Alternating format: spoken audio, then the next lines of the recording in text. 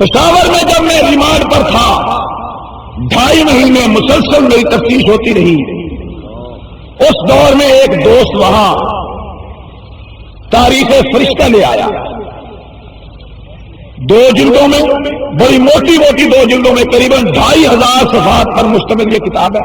میں نے بالاستیاب پڑھی، بلکہ 2 مرتبہ پڑھی۔ اس میں ایک عجیب واقعہ میری نظر سے گزرا۔ محمود غزنوی سب کا جو رحمہ اللہ تعالی، جانتے اس کے نام کو؟ کیا کیا اس نے؟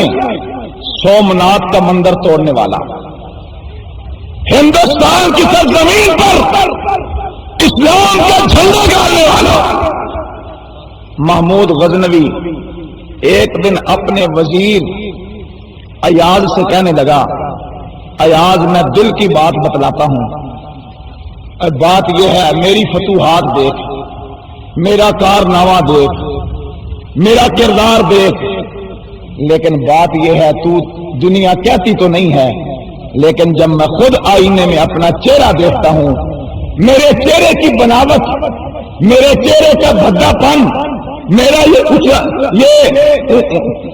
چپتا ہوا ناک، میرے یہ پچکے ہوئے گال، اندر کو دھسی ہوئی آنکھیں، یہ تیری میری پیشانی، جب میں اپنا چہرہ دیکھتا ہوں تو مجھے شرمندگی ہوتی ہے۔ لوگ بادشاہوں کا چہرہ دیکھ کر زندگی پاتے ہیں، بادشاہوں کا چہرہ دیکھ کر لوگوں کو بینائی ملتی ہے، حوصلہ ملتا ہے۔ ایاز جب میں اپنا چہرہ دیکھتا ہوں میرا دل بجھ جاتا ہے۔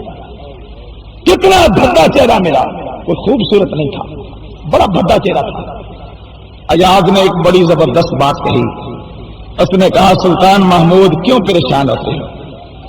تیرا چہرہ دیکھنے والے چند لوگ ہیں، تیرا چہرہ ہزاروں دیکھیں گے یا لاکھوں دیکھیں گے۔